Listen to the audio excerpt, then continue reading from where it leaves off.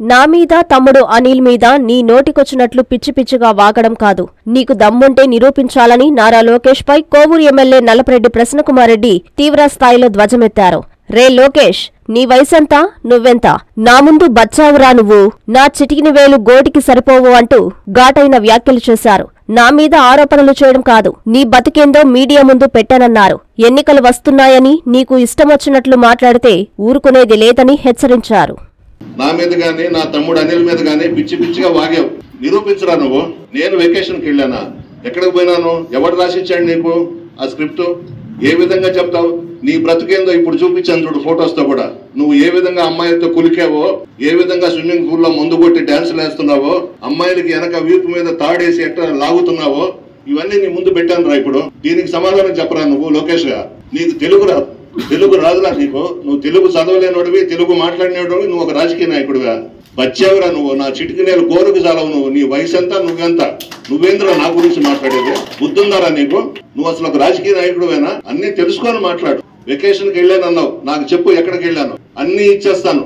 Passport తో సహా నీ చేతుల్లో పెడతా, రుజువు చేయి. నీ బ్రతికేందో నేను పెట్టాను చూడు ఇప్పుడు మీడియా ముందు, ఫొటోస్ తో కూడా పెట్టాను. నువ్వు ఎక్కడ గులికినావో, ఎక్కడ డాన్సులు వేసినావో, ఎక్కడ తాగావో, ఎక్కడ స్విమ్మింగ్ పూల్ లో పడి డాన్సులు వేస్తున్నావో మొత్తం నీ ముందు ఇప్పుడు ఫోటోలు పెట్టాను. మరలా చెప్తున్నా, పిచ్చి వాగుడు వాగబాకు.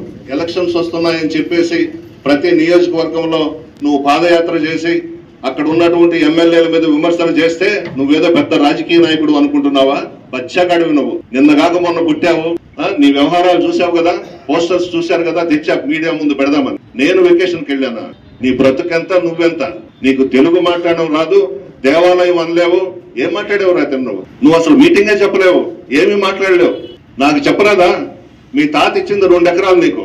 ఎక్కడి నుంచి వచ్చినాయి? ఇంత విలాసవంతమైన జీవితం గడుపుతున్నావు, బ్రహ్మాండంగా ఎంజాయ్ చేస్తున్నావు. ఈ డబ్బంతా నీకు ఎక్కడి నుంచి వచ్చింది? నా పరిస్థితి ఏందో రామనారాయణ రెడ్డికి, చంద్రమోహన్ రెడ్డికి తెలుసు కదా. వాళ్ళని అడగొచ్చు కదా, వాళ్ళు నీ ముందే కూర్చొని ఉన్నారు కదా. ఎవడో ఒక బచ్చా స్క్రిప్ట్ రాసి నీకు ఇస్తే దాన్ని చదువుతావా బుచ్చిలో? నువ్వు చేయని పనులన్నీ మీ అబ్బ చేశాడని చెప్పుకుంటావా? వెంకయ్యనాయుడు గారు చేసింది నువ్వు చేసావని చెప్పుకున్నావు. సొమ్మొకటిది సోకొకటిది. పనికి మళ్ళోడా, ఎందుకురా నీ బ్రతుక? నువ్వు ఒక రాజకీయ నాయకుడువా? చెంచాగాడివి నువ్వు. మాతో పోల్చుకుంటే, మా రాజకీయ జీవితంతో పోల్చుకుంటే బచ్చావి నువ్వు. ఎంతవరకు మాట్లాడాలో అంతవరకు ఉండు. మితిమీరితే మాత్రం, హద్దులు దాటితే మాత్రం జాగ్రత్త, కబడ్డారని హెచ్చరిస్తా ఉన్నా. నీ చుట్టూ ఉండేది చెంచాగాడరా. కోవూరులో 6 సార్లు గెలిచి ఏమీ చేయలేదంట. మళ్ళా నల్లపరెడ్డి శ్రీనివాసరెడ్డి గారిని పొగిడాడు. ఆయన మంచోడంట, ఆయనకుండే లక్షణాలు నాకు ఒక్కటి రాలేదంట. మరి నల్లపరెడ్డి శ్రీనివాసరెడ్డి గారు మంచోడైతే ఎన్టీ రామారావు గారి దగ్గర నుంచి ఎందుకు బయటకు నెట్టించేశాడు నీ అబ్బా? ఆ రోజు ఎన్టీ రామారావు గారి మీద ఎంత గౌరవంగా ఉండేది మా కుటుంబం. మొదటిసారిగా మా తండ్రి గారిని కేబినెట్ లోకి తీసుకుని మంత్రిని చేసింది ఎన్టీ రామారావు గారు, మహానుభావుడు. చెప్పుకోవాలి కదా జరిగిందంతా.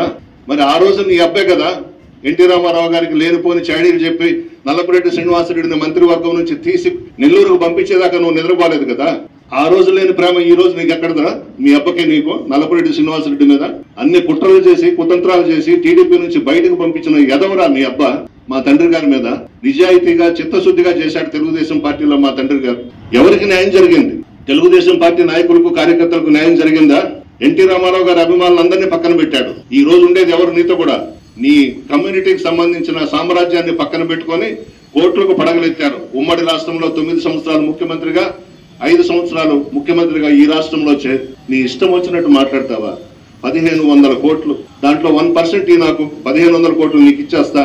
ఆ 1% కూడా 15 కోట్లు వస్తుందేమో. ఈ 15 కోట్లు నా నియోజకవర్గంలో తల్లిదండ్రులు లేని బిడ్డలు ఉన్నారు, టీబీ పేషెంట్లు ఉన్నారు, క్యాన్సర్ పేషెంట్లు ఉన్నారు, వికలాంగులు ఉన్నారు. వాళ్ళకి పంచేస్తాను రా 15 కోట్లు. నేనేం దాచిపెట్టుకోను రా. 1500 కోట్లు నువ్వు తీసుకొని 1% నాకు ఇచ్చిరా పిచ్చోడు. ఎందుకురా నీ బ్రతుకు? అసలు ఎట్ట పుట్టావు నువ్వు చంద్రబాబు నాయుడికి? మనిషివేనా నువ్వు? మనిషి జన్మేనా? అంటే ఎమ్మెల్యేలను తిడితే ప్రతి నియోజకవర్గంలో నువ్వేమన్నా గొప్పడు అవుతావు అనుకుంటున్నావా? నీ బ్రతుకేంది? ఇప్పుడు చూపించా కదా పోస్టర్స్, అది నీ బ్రతుకు. తెలుగు రాదు, తెలుగు మాట్లాడలేవు. మీటింగ్ లో మధ్యలో ఆపేస్తావు, 4 నిమిషాలు 3 నిమిషాలు ఆపేసి అది గుర్తుకు రాక. నువ్వేంది మాట్లాడేది? మేమేమీ చేయలేదా? ఏమీ చేయలేదని మాట్లాడుతున్నావేంది? మా కుటుంబం మీద కోవూరు నియోజకవర్గంలో అభిమానం ఉందిరా పిచ్చోడా. 6 సార్లు నన్ను గెలిపించారు, మా తండ్రి గారిని కూడా గెలిపించారు రా కోవూరు నియోజకవర్గం. మంచి మనసున్న మహారాజులు రా కోవూరు నియోజకవర్గంలో మా నాయకులు గాని, కార్యకర్తలు గాని, ప్రజలు గాని. ఏం మాట్లాడతావు లోకేష్? నువ్వు బాగుండదు, పద్ధతులు మార్చుకో. ఎలక్షన్స్ వస్తున్నాయని చెప్పి ప్రతి నియోజకవర్గంలోకి పోయి ఎమ్మెల్యేల మీద అబండాలు వేయడం ఏంది? అనిల్ ఏంది 1000 కోట్లైంది, ప్రసన్న కుమార్ రెడ్డి 1500 కోట్లైంది, సాయంత్రం కావాలో చెప్తాడు 2000 కోట్లు ప్రతాప్ సంపాదించి. అది పెంచుకుంటూ పోవడమే కదా. పద్ధతులు మార్చుకోమని హెచ్చరిస్తా ఉన్నాను.